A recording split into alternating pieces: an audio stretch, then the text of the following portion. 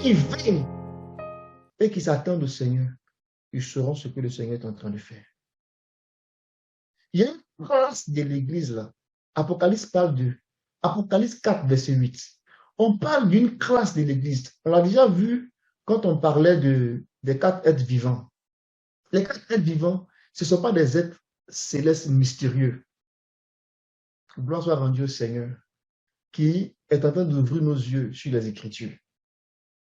Le livre de l'Apocalypse va s'ouvrir et va continuer de s'ouvrir. Parce qu'avant que le Seigneur ne vienne, il faut que tout le livre soit ouvert pour nous. Alléluia! Et le Seigneur a commencé à ouvrir le livre. Et nous avons compris que les 4 êtres vivants, ce ne sont pas des êtres, on va dire, spéciaux ou bien qui font peur ou bien des esprits. C'est une classe de l'Église. C'est une classe des premiers-nés qui soupirent à devenir comme le Seigneur. Ceux-là, ils étaient en train de faire une prière. On dit chacun d'eux avec chacun des 4 êtres vivants, ils avaient 6 ailes. Ils étaient couverts Dieu. Ils étaient couverts Dieu. Alléluia. C'est un langage. Ils étaient couverts Dieu. Imaginez-nous, nous les hommes, on a 2 yeux. Pour ceux qui sont en bonne santé. On en a 2. Et c'est ça qui nous permet de voir. Mais si on avait 2 devant et 2 derrière, ça serait encore merveilleux.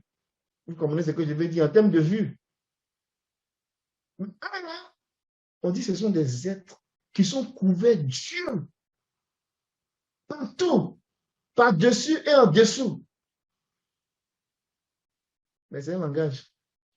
Ça veut dire qu'ils ont une vision prophétique développée. Ils connaissent ce qui se passe, ce qui s'est passé, ce qui est en train de se passer et ce qui s'en vient. Ils sont allumés sur les choses de Dieu. Ils sont en alerte sur les choses de Dieu. Et ils ne cessent de proclamer la sainteté de Dieu. Ça veut dire qu'ils gardent les habits là. Ils savent ce que c'est que garder son habit blanc. Ils proclament la sainteté de Dieu. Et qu'est-ce qu'ils font? Il dit que tu es celui qui était, qui est et qui vient. Ils attendent le Seigneur. Or, qu'il soit donné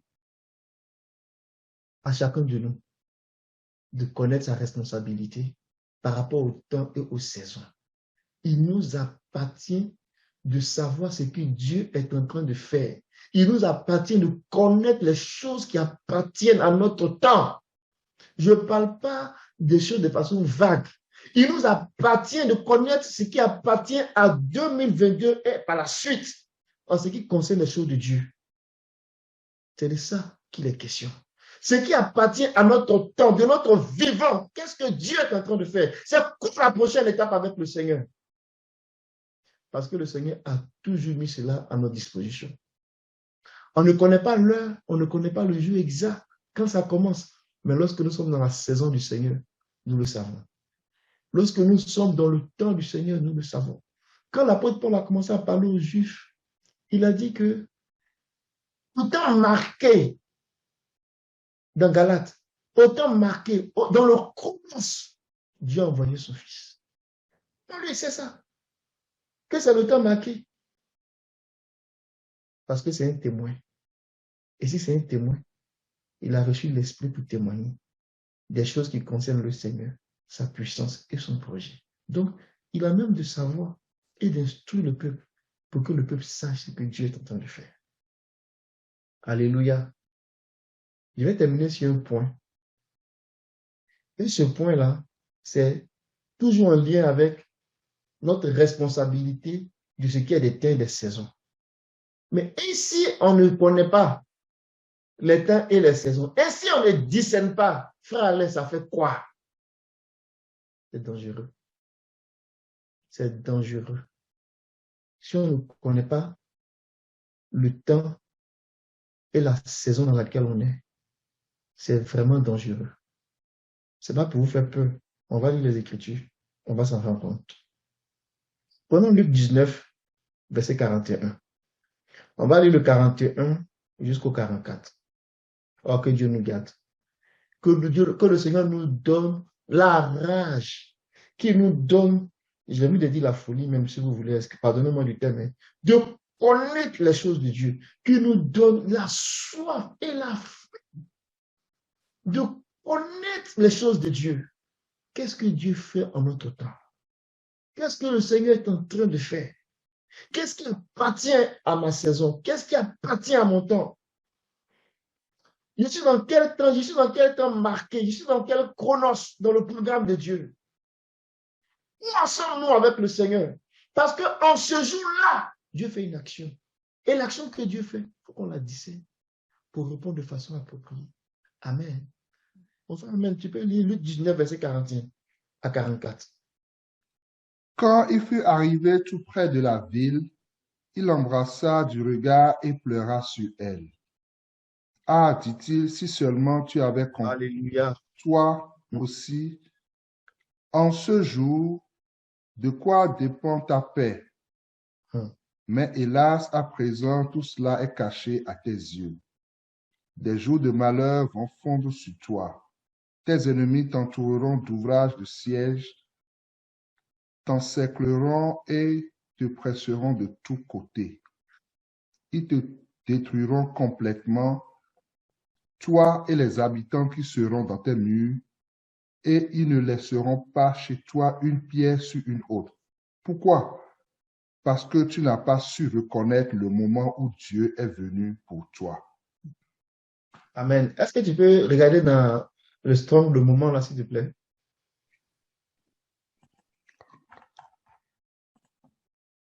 Le même Seigneur qui a dit, il ne vous appartient pas de connaître les temps et les saisons. Regardez ce qu'il dit ici.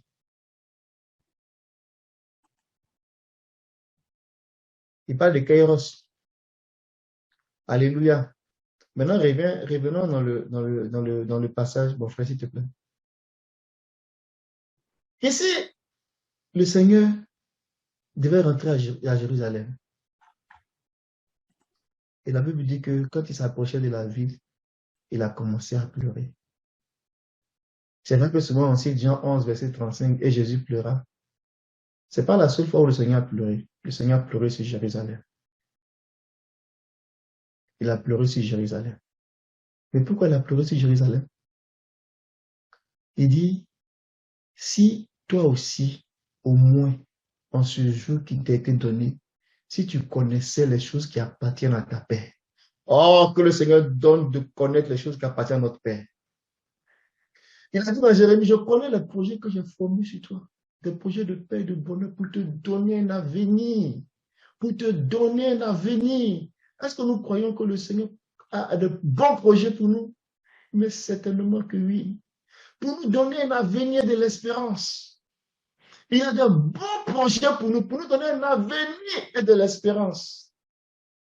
Ne dis pas que moi, depuis que je suis chrétien, ma vie est tellement difficile que je ne vais jamais m'en sortir. Non.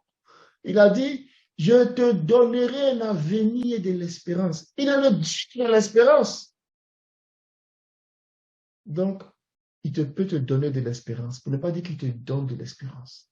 Il a pleuré sur Jérusalem. Il a dit, si tu avais connu les choses qui appartiennent à ta paix. Waouh. Oh Seigneur, donne-nous de connaître les choses qui appartiennent à notre paix. Il dit à l'église de Philadelphie que il y a un malheur qui sera jeté sur toute la terre. Pour les habitants de la terre. Mais ceux qui auront gardé sa parole, il va les garder. Oh Seigneur, rends-nous sages. Pour connaître les choses qui appartiennent à notre Père. Le Seigneur a mis des choses qui appartiennent à notre Père. Il les a mis en réserve. On doit les savoir. Et Jérusalem semblait ne pas comprendre ça. Il ne parle pas de la ville en tant que lieu. Il parlait des individus, il parlait du peuple. Parce que même avant ça, les versets qui sont plus hauts, on voit comment les gens se sont comportés. Toi, tu vas venir nous parler. Toi, tu vas t'établir sur nous. Toi, tu veux régner sur nous. Tu n'as pas de place ici. Ils n'ont pas reconnu que c'était Dieu manifesté dans la chair qui marchait sur la terre des hommes pour leur apporter la bénédiction, les choses qui appartiennent à leur Père. Alléluia, mes amis. Quand le Seigneur est venu nous réconcilier avec lui-même là, la Bible dit que Dieu, en Christ, réconciliant avec lui-même, les hommes avec lui-même. Dieu est en Christ. Dieu est en Christ pour réconcilier les hommes avec lui. faisant ça, il nous a justifiés. Mais il nous justifie pour nous donner la paix. Et il dit, oh, si tu avais connu les choses qui appartiennent à ta paix, si tu avais connu les choses qui appartiennent à ta prospérité, si tu avais connu les choses qui appartiennent à ton bonheur, oui, si tu avais connu ces choses, il a commencé à pleurer. Oh, que le Seigneur nous donne d'être sage. Des fois, on pense qu'on est plus sage que le Seigneur. Et on n'écoute pas. Que Dieu nous donne d'écouter. Pour connaître les choses qui appartiennent à notre temps.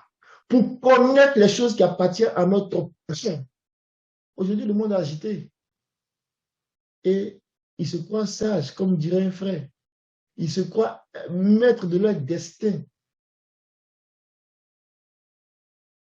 Mais ils ne savent pas ce qui les attend. Et c'est pour cela que le Seigneur disait, quelque part, que si il vient pour juger son Église, est-ce que c'est le monde qui va laisser? Non. Si Dieu vient pour juger l'Église, c'est que le monde, imaginez-vous, il juge sa maison, à plus forte raison le monde. Que le Seigneur nous fasse grâce. De connaître ce qui appartient à notre Père. De ce qui appartient à notre Père. Il va plus loin. Il dit que de connaître ce qui appartient à notre Père, notre repos, notre tranquillité. Le Seigneur, il veut vraiment qu'on soit au repos. Et on a des images très fortes dans l'Ancien Testament. On n'aura pas l'occasion de peut-être les regarder aujourd'hui en détail. Il dit au verset 43, tu peux l'afficher, mon frère, s'il te plaît.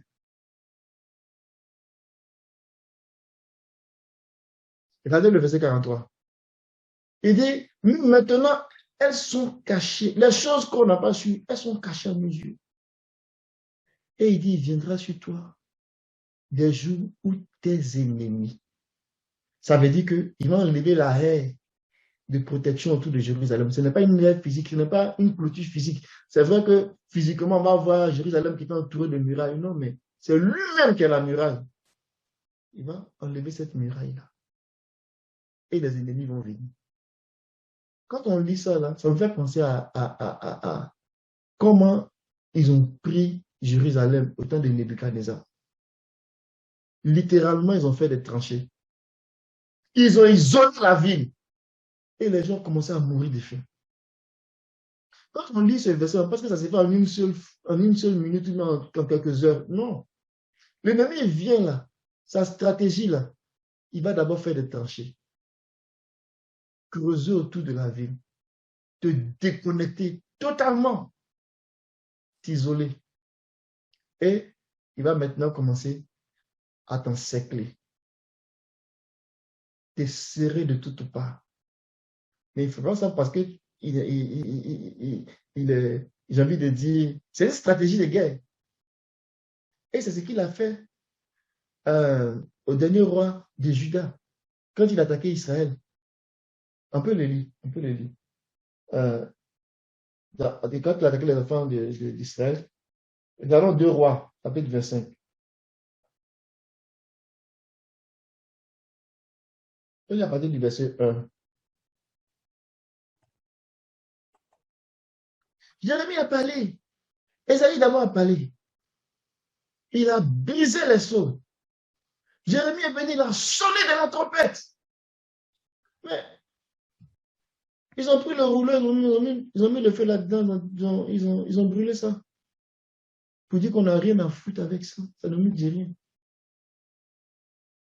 Peut-être que ce jour-là, Jérémie avait fait comme le Seigneur. Il a pleuré sur Juda.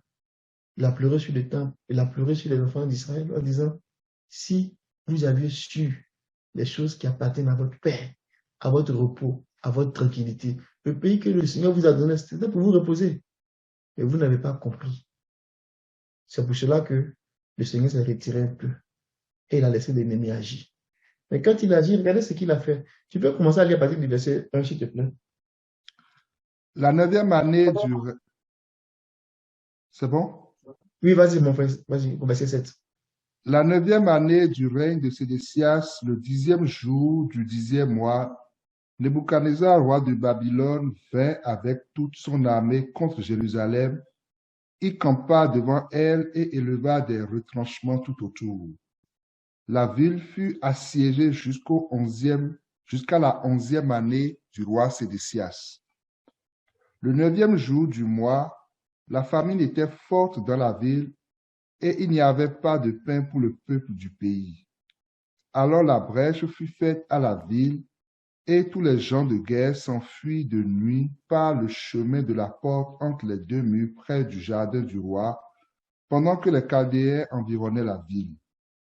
Les fuyards prirent le chemin de la plaine, mais l'armée des Chaldéens poursuivit le roi et l'atteignit dans les plaines de Jéricho, et toute son armée se dispersa loin de lui. Ils saisirent le roi et le firent monter vers le roi de Babylone à Ribla, et l'on prononça contre lui une sentence. Les fils de Sédécias furent égorgés en sa présence, puis on creva les yeux à Sédécias, on le lia avec des chaînes d'airain et on le mena à Babylone. Amen. C'est triste. Mais quand tu ne connais pas ce qui appartient à ta paix, les choses te sont cachées. Et l'ennemi débarque. Et quand il débarque, là, il vient de façon méthodique. Souvenez-vous, on dit quoi? Il vient pour dérober. Il nous vient pour voler la paix. Il vient pour voler ta joie. Il vient pour voler ta prospérité. Et il commence à t'isoler. Et il va commencer à t'encercler, à faire resserrer l'étau autour de toi. Tu n'as plus de pain. Tu n'as plus la vraie parole. Tu n'as plus la connexion avec l'esprit. Mais comment tu vas t'en sortir? C'est la destruction qui s'ensuit. Et c'est pour cela que l'histoire raconte qu'en l'an 70, il n'est pas resté pied sur pied concernant Jérusalem physique. Tout a été anéanti. Tout a été détruit. Parce qu'ils n'ont pas connu le jour de la visitation. Parce qu'ils n'ont pas connu. Il a dit pourquoi? Regardez le verset 19, le chapitre 19 de Luc. Le Seigneur il lui pose la question. Il dit pourquoi? Pourquoi ça arrivé ainsi? Verset 44. Pourquoi c'est arrivé ainsi?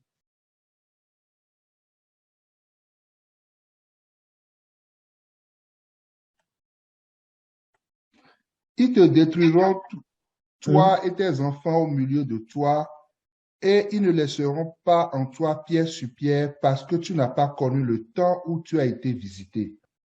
Parce que tu n'as pas connu le temps où tu as été visité. Quand on prend la version où il y avait le strong là, il y avait une des versions qui était marquée même pourquoi? Parce que tu n'as pas connu le temps où tu as été visité.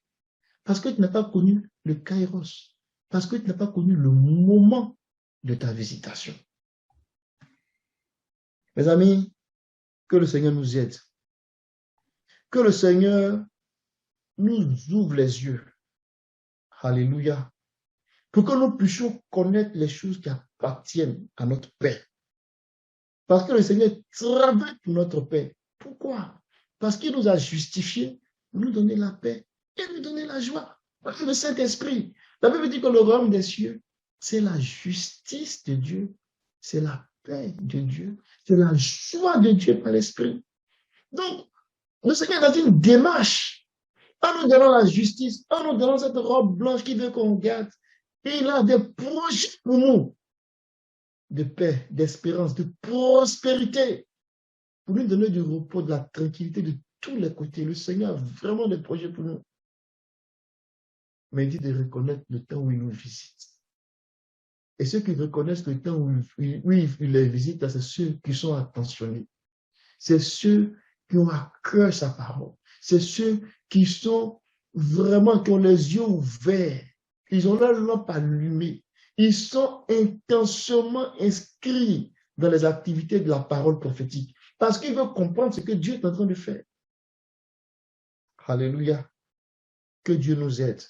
Ce n'est pas en courant Ça et là, on a une information, on va sur les réseaux sociaux, et puis on se connecte et on essaie de voir le mouvement, dans quel sens ça va aller, qu'on va pouvoir comprendre les choses de Dieu. Non.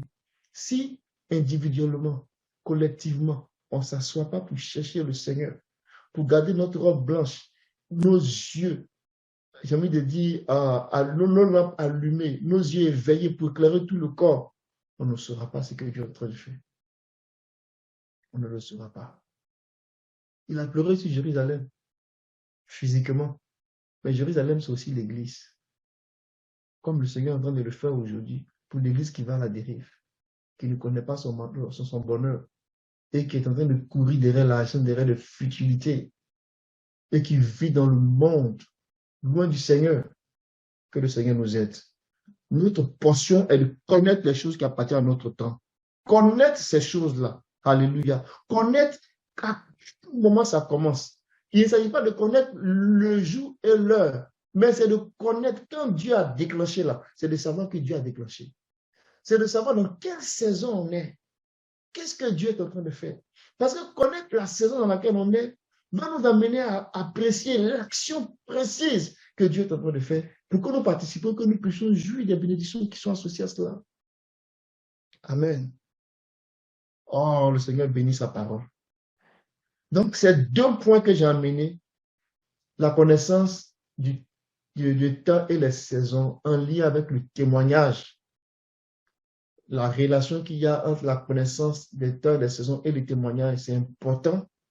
Mais c'est aussi important de comprendre notre responsabilité.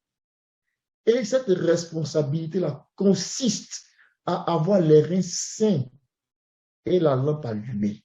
C'est-à-dire à garder sa robe proche, sa vie de justice, sa vie de droiture, sa vie de sainteté, la haine du mal, la haine du péché. Et constamment s'accaparer des choses de Dieu. Manger le temps pour chercher Dieu. Alléluia. Racheter le temps pour chercher le Seigneur. S'attacher à la parole prophétique parce que ce sont les yeux du corps. Pour qu'on puisse voir. Alléluia. Alléluia. De cette façon-là, Dieu va nous préparer à comprendre ce qu'il est en train de faire aujourd'hui, 2022 et après. Ce que Dieu nous dit, quand nous nous préparons, pour rentrer dans l'accomplissement des temps. Ce jour-là, que devons-nous faire? C'est de ça qu'il est question. Que le Seigneur bénisse sa parole. Que le Seigneur bénisse l'Église. Et que le Seigneur nous donne vraiment cette rage-là de nous approcher de lui. Au nom de Jésus. Amen.